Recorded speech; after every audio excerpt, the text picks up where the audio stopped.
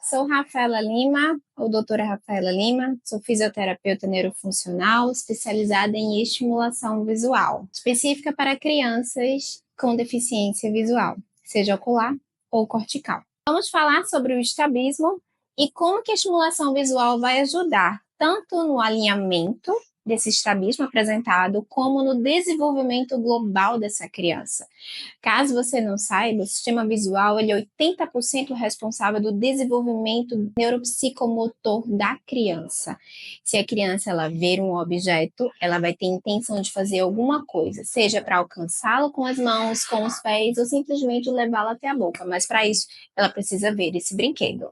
Bom, para começar, o estrabismo, na verdade, ele é um desalinhamento de um dos olhos ou de ambos os olhos. E esse desalinhamento, ele vem a nível cortical. O que significa isso? O cérebro não entende como é que o olho tem que enxergar. E aí que a gente entra na estimulação visual. A gente ensina a esse cérebro conseguir alinhar os dois olhos da maneira mais funcional possível para que a criança tenha uma atividade também mais funcional. O brincar, por exemplo, é um processo em que a criança desenvolve-se, ela consegue executar muitas coisas brincando, mas para isso o cérebro tem que entender onde é que está aquele objeto.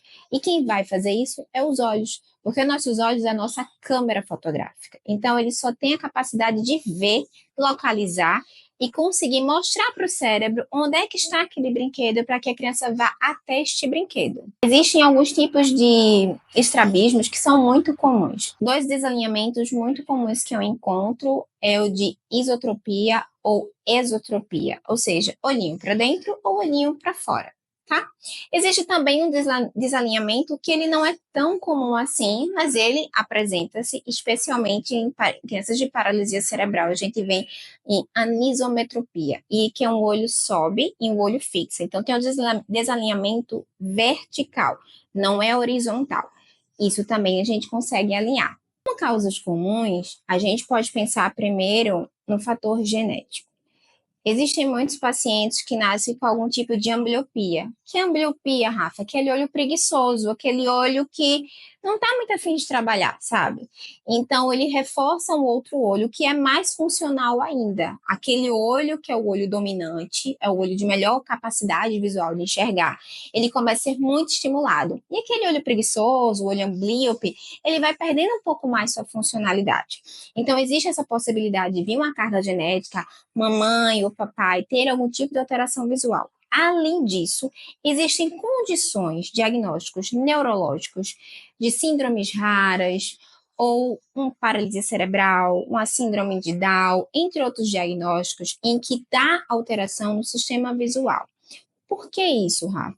Porque tudo que desloca massa encefálica também está deslocando a capacidade das vias visuais pegar essa informação do olho e levarem aonde precisa. Desde as áreas corticais visuais primárias até o V5, que os estudos trazem, que é o nível mais avançado do desenvolvimento visual. Então, pensa comigo, nós temos um paciente de hidrocefalia e tem um líquido acumulado no cérebro da criança.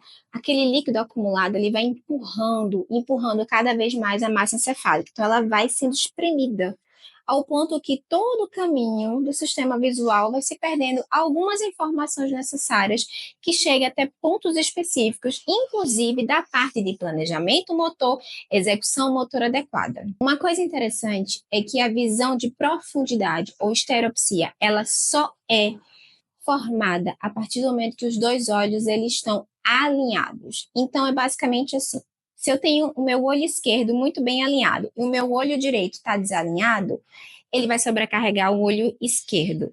Naturalmente, o cérebro vai começar a anular aquela imagem do olho direito. E muitas vezes, quando o olho está desalinhado ou para dentro ou para fora, a criança naturalmente ela faz um posicionamento vicioso de cabeça, porque o cérebro quer tentar entender o que é que ele está enxergando.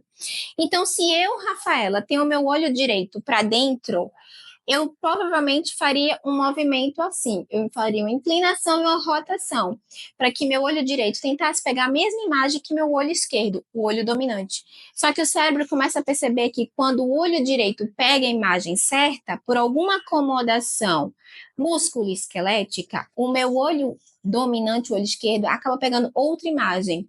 Então, ao processo que a criança começa a adquirir um posicionamento vicioso de cabeça, uma readaptação músculo-esquelética, o cérebro começa a entender, ok, esta imagem do olho direito não está funcionando, vou ter a do olho esquerdo como dominante. E aí, de fato, a criança tem uma melhor acuidade visual ou capacidade visual daquele olho dominante. E o olho que é amblíope passa a diminuir cada vez mais sua capacidade visual. É aí que a gente usa estratégias da estimulação visual, seja com luz, seja com alto contraste, seja com percepção periférica, seja com necessidade de fixação, seja com necessidade de rastreio, alguns objetivos específicos atrelados ao que o paciente me traz na minha avaliação vão ser minhas portas de entrada para que este olho ele alinhe de fato. E aí, quando a criança começa a alinhar os dois olhos e os dois olhos passam a ter uma funcionalidade, uma capacidade visual muito próxima ou até iguais, significa também que a criança vai desenvolver a capacidade de estereopsia, que é a visão de profundidade ou a visão 3D. Uma das coisas que eu vejo com muita frequência é um diagnóstico tardio. O diagnóstico tardio não quer dizer que a criança não vai conseguir solucionar aquela situação, mas que ela vai demorar um pouco mais para ser solucionada. Então, dica de ouro. A criança nasceu, faz o teste do olhinho, faz o acompanhamento com oftalmologista, com neurooftalmologista, principalmente crianças com alterações neurológicas. Precisa ter esse acompanhamento, porque a criança vai precisar do sistema visual para a porta de entrada. Muitas vezes deixam isso para muito depois, mas é muito depois de criança chegar para mim com quase 2 anos de idade. E eu sempre sou muito clara, a gente consegue solucionar, mas vai ser a passos mais lentos do que a gente gostaria.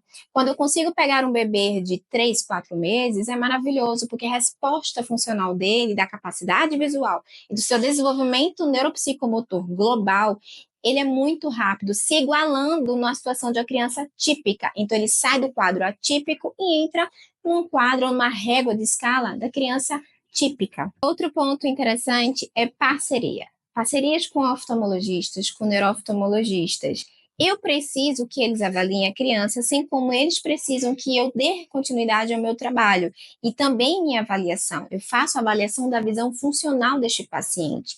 Eu uso ferramentas de rastreio para identificar como a criança se encontra, qual é a necessidade dela, como ela se estimula, qual é a porta de entrada. Então, quando eu entendo a necessidade dessa parceria, alguns médicos oftalmologistas ou neurooftalmologistas, eles passam também o uso do oclusor, que é o tampão do olhinho, e também alguns passam o uso do óculos, às vezes até os dois. E o que é mais legal? Quando você é profissional, apto e entende o que você está fazendo, você prepara um relatório e este relatório bota só uma observação.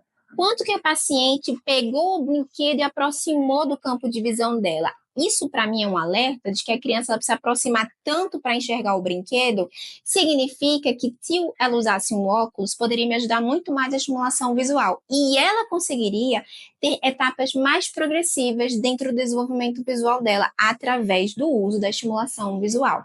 Então, sim, tem profissionais que eles encaminham o uso de óculos e aceitam super tranquilo a opinião da gente, e o uso do tampão. Só que tem um porém. Durante a minha estimulação visual, eu não uso o tampão. E eu explico isso com embasamento. O cérebro aprende o que ele vê. Mas se ele só aprender com uma única imagem, o cérebro meio que diz: o que está acontecendo aqui dentro? Cadê outra imagem para eu contrapor sobre a primeira e eu comparar para saber se é esse o caminho que eu tenho que seguir, se é esse movimento que eu tenho que fazer, se é essa contração muscular adequada para pegar o objeto que a criança precisa. Fora o meu trabalho de estimulação visual, eu digo para todos os pais: sempre use o que o oftalmologista, o neurooftalmologista indicou. Use sempre o tampão nas horas certas, que o meu colega disse. Mas quando eu estiver trabalhando, eu preciso que os dois olhos estejam muito atentos no que eu estou promovendo para ele, eu estou proporcionando para ele conseguir enxergar muito bem aquilo e aprender o que é que ele está enxergando. Seja simplesmente para melhorar a baixa acuidade visual dele ou realmente para alinhar os dois olhos dele. Existem alguns casos, sim, que o paciente ele precisa fazer algum tipo de cirurgia. Mas tem um detalhe muito importante. Existe o estrabismo, que é por uma contração excessiva daquele músculo do olho, e existe um estrabismo, que é por alteração neurológica. O cérebro ainda está aprendendo como enxergar. Quando eu faço uma avaliação, eu consigo identificar se é uma contração excessiva daquele músculo ou se de fato é uma questão neurológica que o cérebro está aprendendo a enxergar. Quando eu vejo que o músculo ele não consegue ter uma resposta adequada durante a minha avaliação, eu realmente encaminho para o oftalmologista e informo que há uma necessidade da criança fazer previamente essa cirurgia. A cirurgia é super simples. Quando a criança faz, ou o paciente faz, automaticamente ele já recebe alta e ele passa um período em observação, sob a responsabilidade dos pais, para ver se vai ter algum tipo de compensação ou algo maior. Mas normalmente não tem. Depois da cirurgia, a criança ela precisa voltar para a estimulação visual, porque o cérebro ainda não aprendeu a enxergar, ela está na fase do desenvolvimento visual dela. E o desenvolvimento visual está dentro do desenvolvimento neuropsicomotor dela. Então, ela faz a cirurgia, é recebido a alta, é orientado qual a data que ela precisa, ou que ela pode retornar às atividades, e aí a gente volta e dá continuidade à estimulação visual, melhorando cada vez mais o nosso planejamento terapêutico e respeitando o limite da criança também, logo no pós-cirúrgico. A fisioterapia visual, ela trabalha sim os músculos dos olhos, mas ela trabalha o cérebro. Como é que o cérebro vai ensinar os músculos a quem vai contrair, quem vai relaxar? Isso tudo é a nível cortical.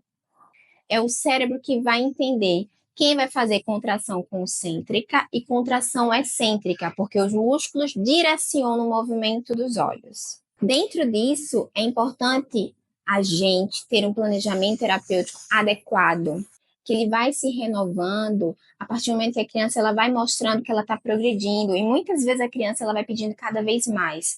Então, a gente vai atualizando o nosso planejamento terapêutico e dando mais propostas para a criança, para que ela consiga conduzir-se e melhorar cada vez mais. Então, primeira dica, reforça um diagnóstico precoce. Precisamos com urgência, não podemos deixar para depois. Sistema visual é muito importante. Você precisa pensar que esta criança de hoje vai ser o adulto de amanhã. Segundo, precisamos de profissionais que sejam aptos, especializados nessa área, que saibam trabalhar a estimulação visual. E por fim, eu agradeço a participação de vocês. Aproveite e se inscreve no meu canal, deixa salvo e compartilha se for do seu desejo. Até a próxima!